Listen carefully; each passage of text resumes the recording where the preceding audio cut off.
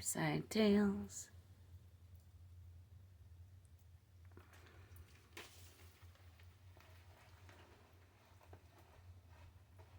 Hello, I'm Merlin, Mililli. Welcome to my fireside, where I almost always get weird and tell weird tales within weird tales. And I drink coffee.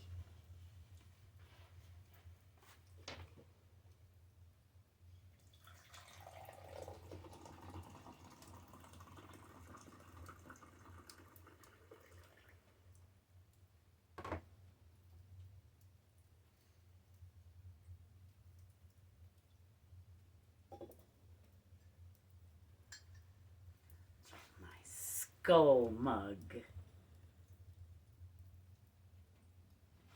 Because I'm a deadhead.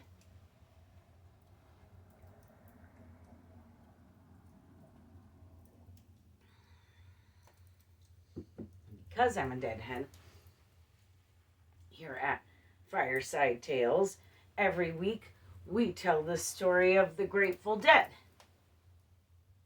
But not just because I'm a deadhead, but also because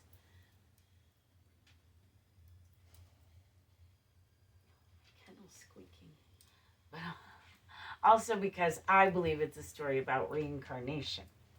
Kettle's got to get in on the action, I guess. I was wondering what that noise was. I don't know if it's picking up on the camera, but Kettle's squeaking. So I guess I may as well talk about fire safety. We do discuss fire safety here at Fireside Tales because it's of the utmost importance here in California and everywhere really now. And I make sure to have water in the kettle on the top of the fire. I have water in my cauldron here for my smudge stick. And then I have a sprayer just in the next room that can reach this if need be. So we try to be safe. If you have a fire outside, you should probably have a shovel and water, but you can use dirt to put out like a small fire with rocks around it. You shouldn't just have a fire willy-nilly, and you should always put rocks around it. Make sure there's no grass and nothing growing above where the fire is going to be. It has to be totally clear to the sky. Don't blaze up a fire under trees because they'll catch fire. People don't look up. I don't know why. I always look up. I'm forever looking up. I like the stars.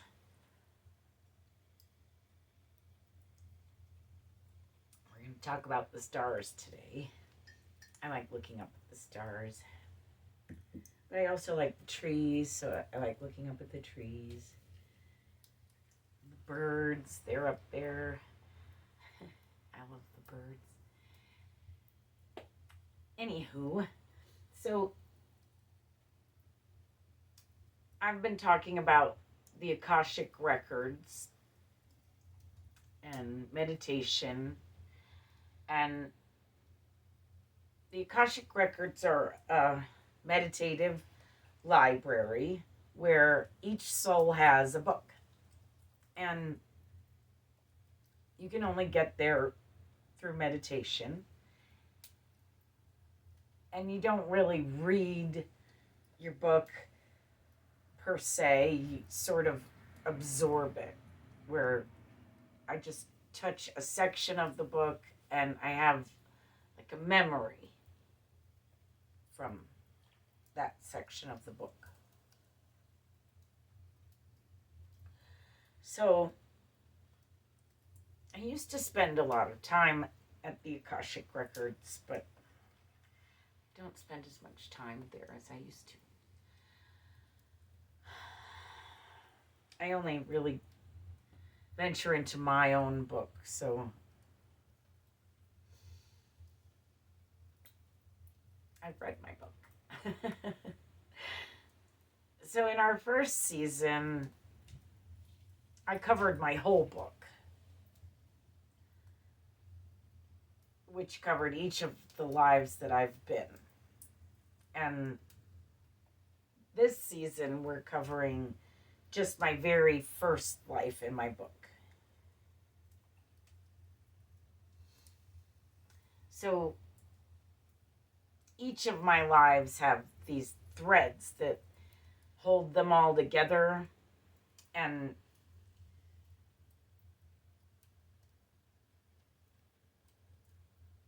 being a psychic medium is one of those threads. I've been a psychic medium throughout, I believe, every life, and I may not have known it, but I believe I was a psychic medium in every life. So, being one now, I communicate with spirits, and the spirits have a theory. They think that those who've been reincarnated have also been murdered. Like, if you've been murdered, you get to come back. Seems like justice, kind of, doesn't it? And it seems fair, like a pretty fair system. But if you keep getting murdered, then it doesn't really feel fair in that, from my point of view. But it seems like a fair system if that's how it works. So some of my other threads are, meditation is one of them. Every life I've not only meditated, but studied meditation, taught meditation, really into meditation.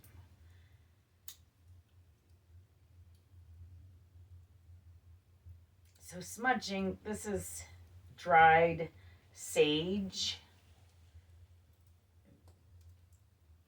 I've been smudging since I was Little Flower, and apparently I was Little Flower about 10,000 years ago.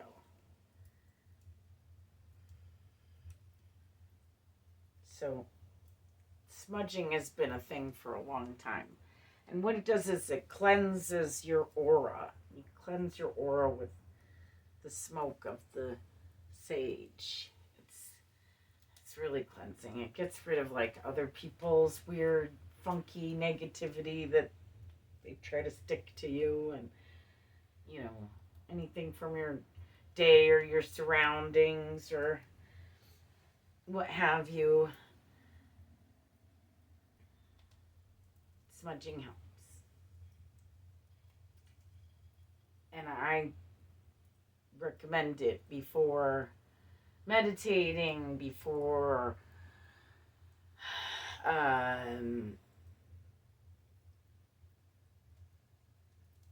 rituals, before divination, any kind of divination like tarot, or I read runes now.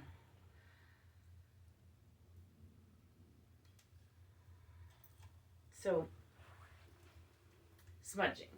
But then there's also grounding, which is another thread. I seem to have done this for a really, really long time, and I'm pretty sure it's a technique. Well, I'm sure it's a technique that I taught as Little Flower to other people to prepare them for meditation. So, you shouldn't just meditate. need to do a little prepping, a little cleansing of the aura, and then grounding. You want to blow out all the negativity.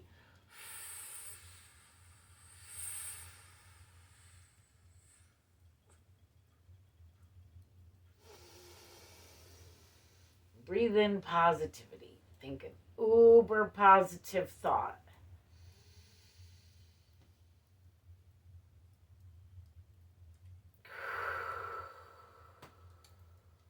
Till you breathe out positive energy. Breathing in positive, breathing out positive, so that you get the best possible results from your meditation, the most positive results from your meditation, from your reading, from your ritual. Positive results. So these are threads, but also things that I taught as Little Flower, and we're going to get more into Little Flower in a minute. But like I said, I tell you the story of the Grateful Dead every week because I'm a deadhead and because it's a story about reincarnation. So we talk about reincarnation here. So I'm going to go ahead and tell that story. As it should be told, as it was told to me from a deadhead by a fire.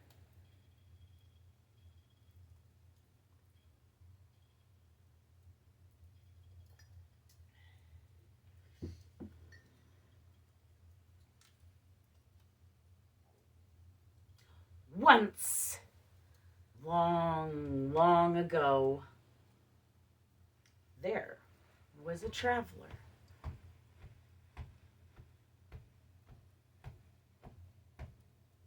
So long ago that she traveled by foot, barefoot.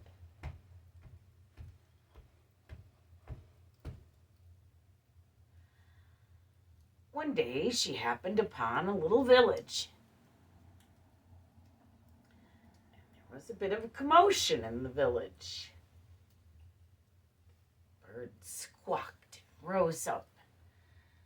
The traveler noticed a dead body. And right above the dead body, all the villagers were squabbling. Traveler got closer, found that they were squabbling over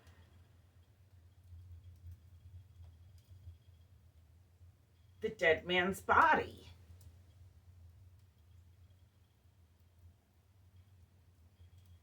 They were squabbling over the dead man's debts.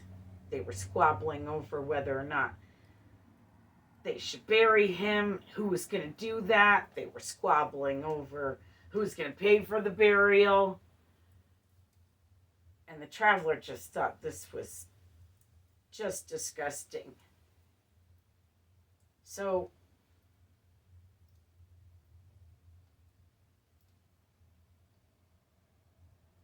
she stopped the arguing and the commotion, and she paid the dead man's debts. And she paid for a proper burial. And she prayed over the dead man's grave. And then she traveled on.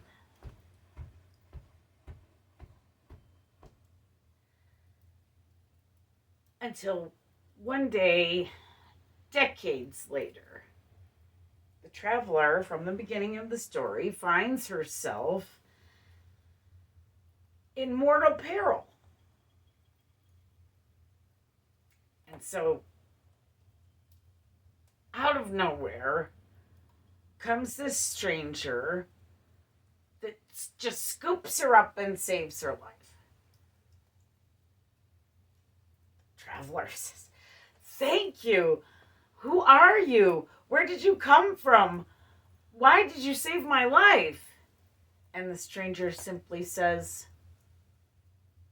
I am the Grateful Dead.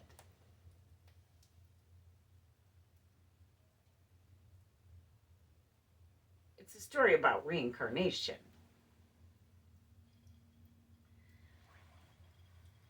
Some people think it's a corpse that saves her, but corpses don't save lives. Some people think it's a zombie. Zombies don't save lives. It's a reincarnated person. The Grateful Dead got the story title from a Funkin' Wagnall's dictionary. The story is actually an old Buddhist story from the Tibetan Book of the Dead, which is written in Sanskrit. I had the benefit of knowing a deadhead who actually read and wrote Sanskrit. So they'd read the story before.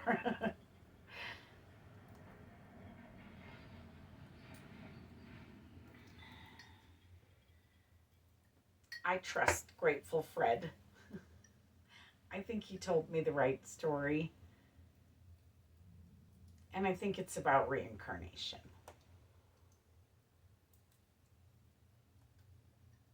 I think my stomach is growling. I must be hungry. So,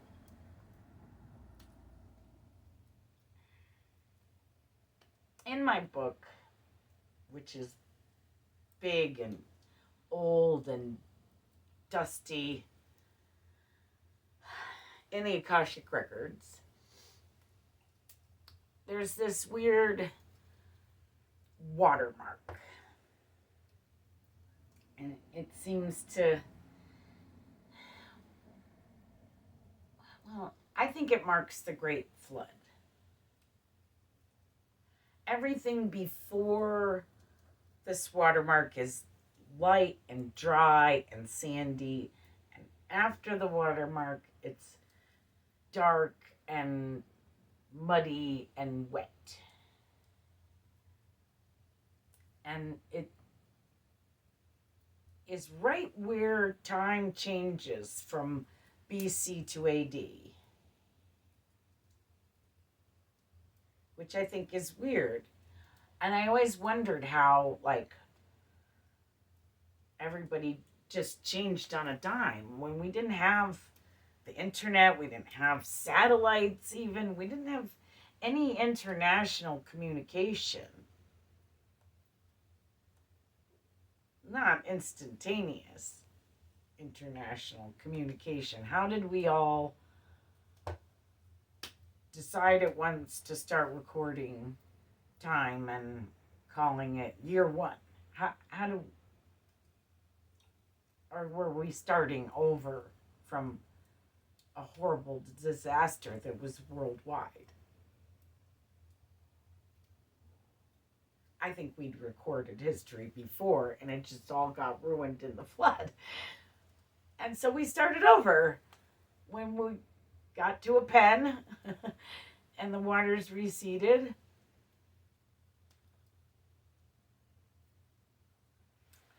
So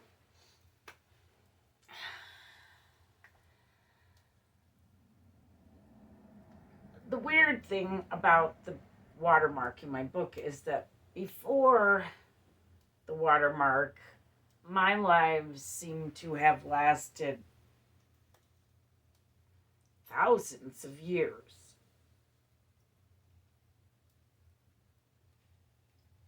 So I know this seems strange, but there's a king's list carved into stone in a couple of different languages that also says the same thing. And then later the kings die younger. But at first, the first ones lived thousands of years.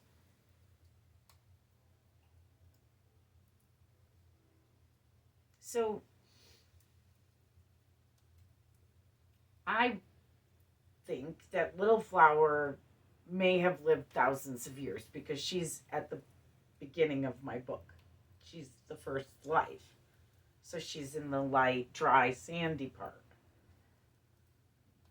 where I lived thousands of years. So we have a lot we can cover just with Little Flower. I told you that she was born in a field of flowers, and that's why she was named Little Flower. And her mother chose that field because her mother was a healer, and she was the healer of the tribe, but her father was also a healer, and he was the chief of the tribe. So they lived in ancient Peru in the Machu Picchu area about 10,000 years ago.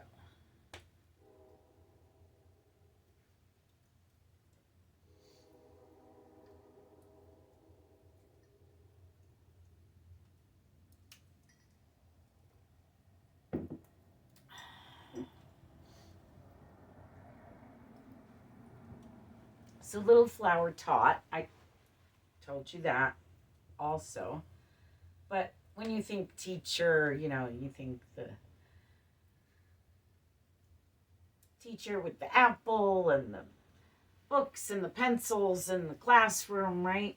But she wasn't that kind of teacher because this is 10,000 years ago. There was no classroom, for starters. There were no books. And they're just the same techniques were not taught. We're only now starting to teach meditation in some schools as part of curriculum. But this is 10,000 years ago where we started as mankind. And Little Flower had a basic set of rules to follow to teach from. So she wasn't just making the stuff up. It was stuff that she was supposed to teach the rest of the tribe, probably per her parents, who were bigwigs in the tribe. So, yeah, I can't see how anyone else would assign her that duty to teach meditation. Her parents taught her. So there's no classroom. It's outside.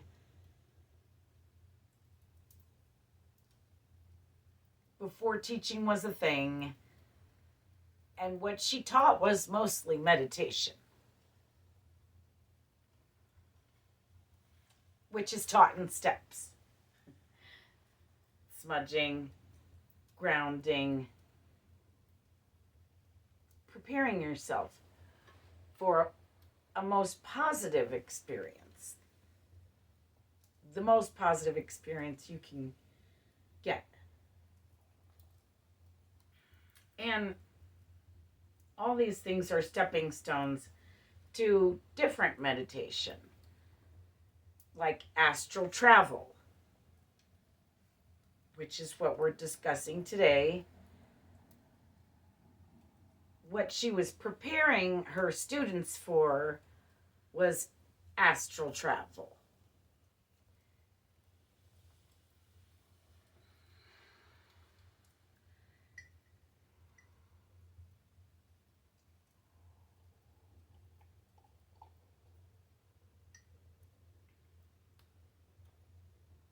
They used astral travel to travel through space to other stars and planets and to the moon and to constellations and to zoom out to see the whole galaxy.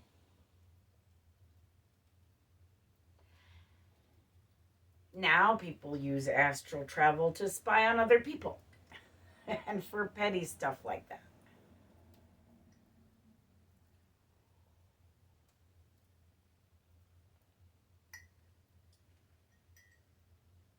Like I said, I use it to go to the Akashic Records. I like to go to the pyramids. I like to go to Stonehenge. sometimes I go back to dead shows. I can, because they recorded all of them, I can get back to them pretty reasonably if I was there in my past life.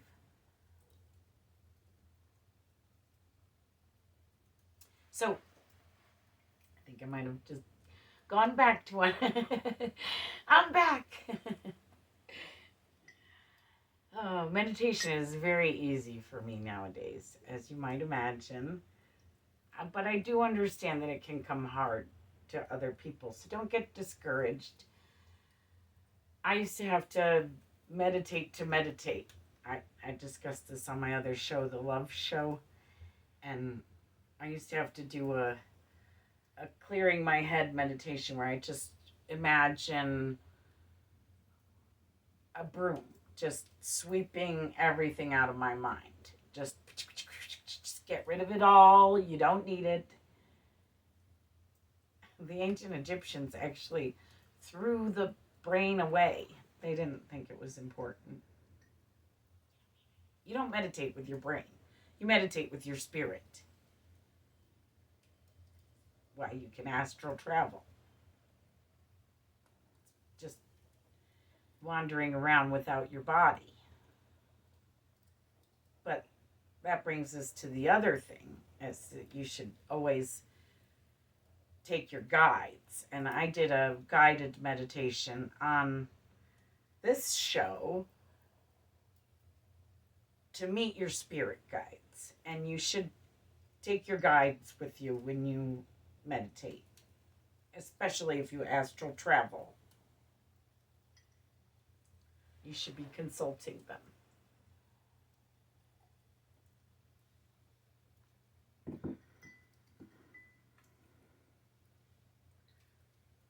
They take me. I just kind of go where they take me. My guides. So, I can tell you one thing. Whatever you do out there on the astral plane, it's not just in your head. When you astral travel, whatever you do, especially on the astral plane, whatever you do has consequences. Whatever you do has consequences in the real world too. But people think that, oh, I just made it up in my head. It's not going to have any consequences. You did not just make it up in your head, and you will have consequences. There are consequences. You can't just go into somebody's life and disrupt it. There's going to be consequences. Even from just spying. Because, well, we don't need to spy on each other. Do we really need to spy on each other?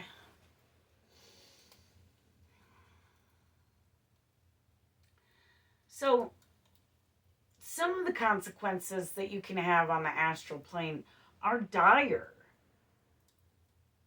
And we'll talk more about different things you can do with meditation that Little Flower taught.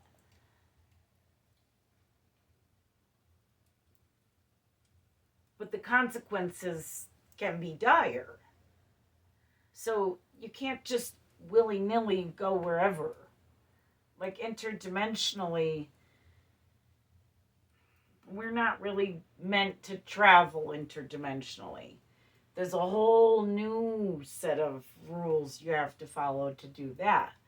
And we'll get into that because Little Flower taught that to her people. And she didn't just make it up. This was something ancient that she had learned from her ancestors. Now, 10,000 years ago, this is something that was from her 10,000 years ago. Something very old and ancient that people used to know.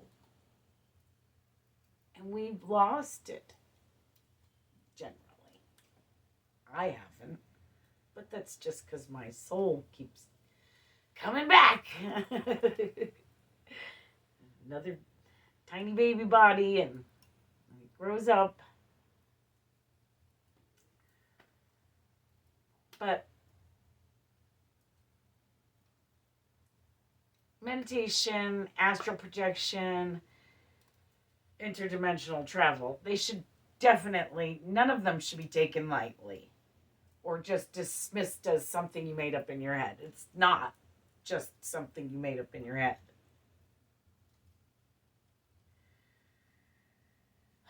Okay, so the ancient Mayans knew this, which is why Little Flower taught the class. And what she was preparing her students for was meditation, astral travel, and ultimately interdimensional travel. But she knew, and the tribe knew, that it was extremely important for everyone's safety, for everyone to learn these basic safety rules. Always smudge. Always ground. Always go with your guides. It was due to astral projection that Little Flower and her mother were able to make the turquoise Mayan calendars. Her father was one of the first miners of turquoise, and her and her mother were able to observe the great year from out in space because of astral travel. And because they were all very adept at it. And they needed it. They needed the stars to guide them. The calendars are still accurate, still to this day accurate. And I can read them for whatever strange reason. I shouldn't really be able to read them. There's no reason why I would be able to read ancient Mayan, but for some reason I know exactly what they say. Not those fake ones. I can't read those. But the real ones, the old ones, I can read those.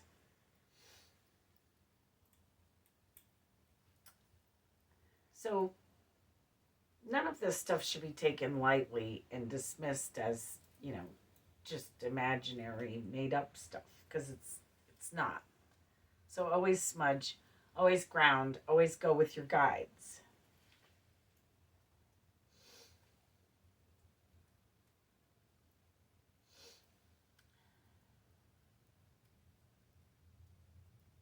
So they observed the great year out in space without their bodies. They observed all things celestial in this way through astral projection. And you still can observe the galaxy in this way through astral projection.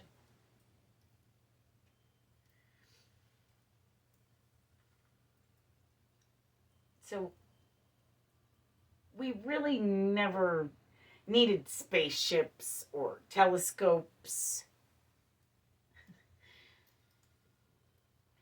We're made of the stars.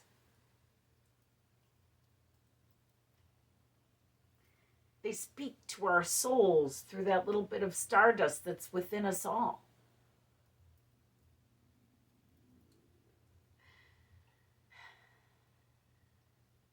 Stardust that makes us part of the stars.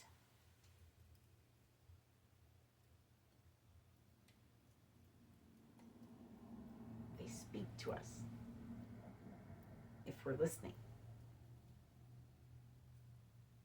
They actually do speak. Each one has a different frequency and spins in a different tone and makes a specific noise. Each planet, did you know that? Ours is 432 megahertz Earth.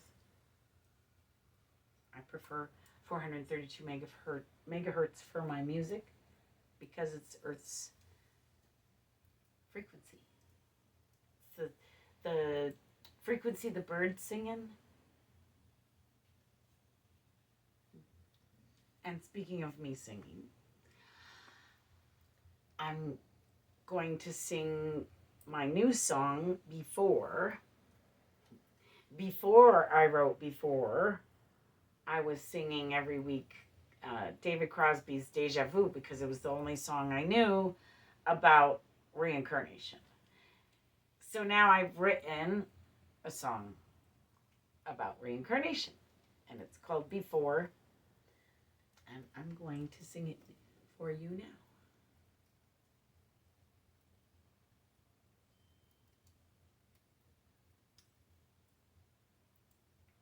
With any luck, this show is going to air on Friday, and then on Saturday, my album Potty Mouth comes out. I really like this album. It's probably my favorite of all my albums. But Before is not on Potty Mouth because there isn't a swear in it. Potty Mouth is all my songs that I've written with swears in them. So, beware.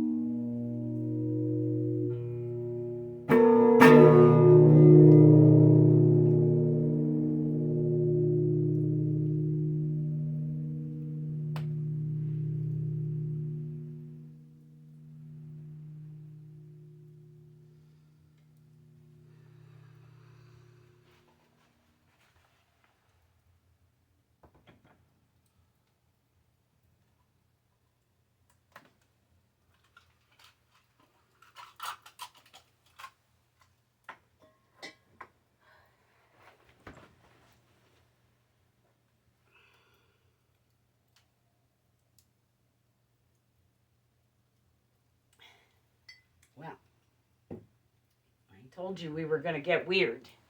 We got weird. So, I guess that's about it for me today.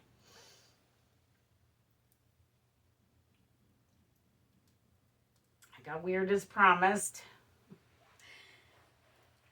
And,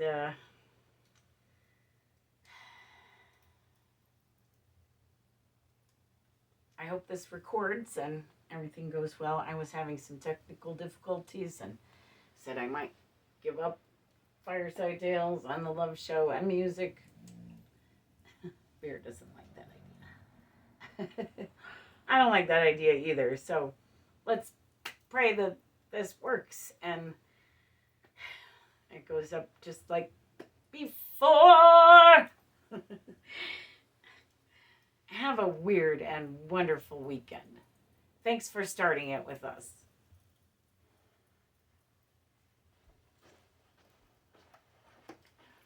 A Mililli Studios production.